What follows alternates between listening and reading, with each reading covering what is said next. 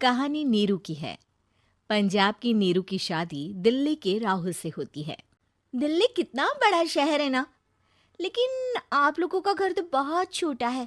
हमारे पंजाब में तो ये बड़े बड़े घर होते हैं कि मजा ही आ जाता है। कोई बात नहीं नीरू, मैं भी तुम्हारे लिए बहुत बड़ा मकान बनाऊंगा बहुत जल्दी। नीरू के पिता जहाँ पंजाब के जाने माने व्यापारी थे, वहीं उसका पति राहुल दिल्ली में एक सिंपल नौकरी करता था। माँ, यहाँ तो घी मक्खन इतना महंगा है कि क्या बताऊं। मैं तो तरस ही जाती हूँ घी खाने के लिए। नीरू की माँ को ये सुनकर बहुत दुख होता है।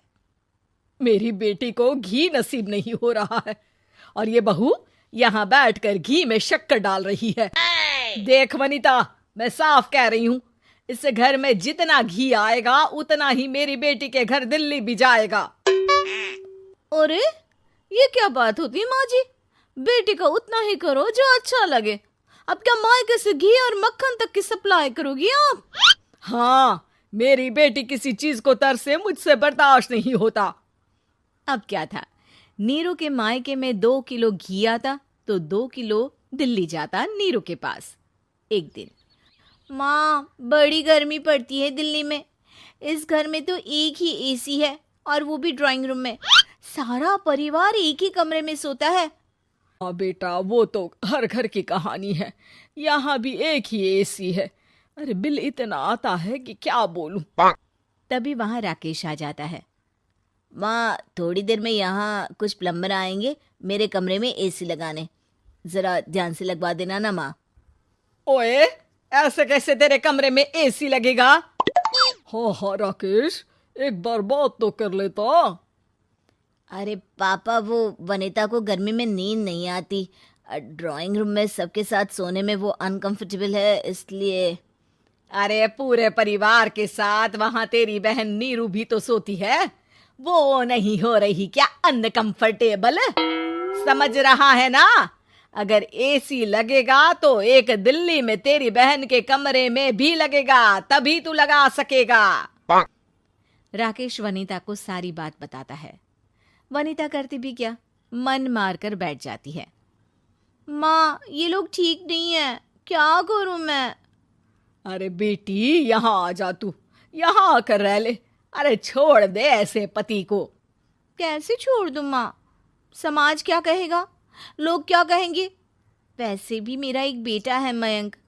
अरे हटा बेटा, तेरी उम्र ही क्या है, इतनी परेशान रहेगी तो काम कैसे चलेगा। खैर, बात आई गई हो जाती है। माँ को लगता है कि नीरू ठीक है, तो वहीं नीरू के मन में एक ही लाइन चल रही होती है, यहाँ आ जा। माँ ने तो बोल ही दिया है कि यहाँ आ जा।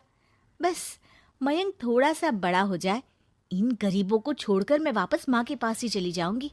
वो इसी सोच में बाजार में चल रही थी कि मैम, आपका दुपट्टा जमीन को छू रहा है। नीरू जैसे ही उस लड़की की तरफ देखती है, देखती ही रह जाती है। हाय रे, कितना सुंदर लड़का है ये। अब क्या हुआ? मैंने कहा आपका दुपट्टा। तो खुद ही उठाकर दे दो ना। लड़का समझ जाता है कि नीरू उस पर फिदा हो चुकी है।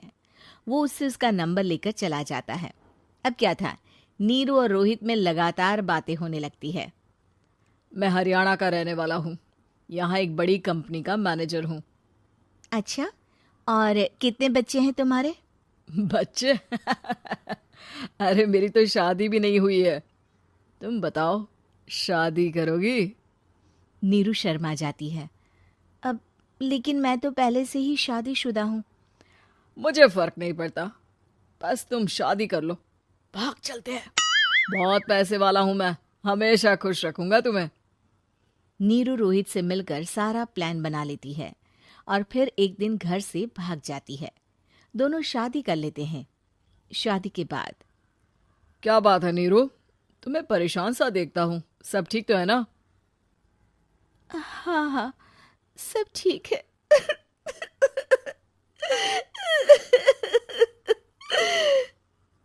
ये कहते कहते ही वो रोने लगती है। अरे क्या हो गया, रो क्यों रही हो? मैंने तुमसे एक बात छुपाई है।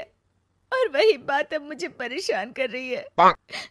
रोहित, मेरा एक बेटा भी है, उसका नाम मयंक है। क्या बात कर रही हो? ये तुमने मुझे पहले क्यों नहीं बताया? देखो नीरू, मेरी माँ को मैंने ये नहीं बताया है कि तुम शादीशुदा हो। बच्चा मैं मैनेज नहीं कर पाऊंगा। नीरू को समझ में नहीं आता कि वो क्या करे। तुम उस बच्चे को अपनी माँ को क्यों नहीं दे देती? नीरू चुपके से माँ को फोन करती है। माँ, क्या मयंक को तुम रख सकती हो? बेटा, मैं राकेश के साथ बात करती हूँ। आखिर घर का बेटा वही है, जो वो बोलेगा।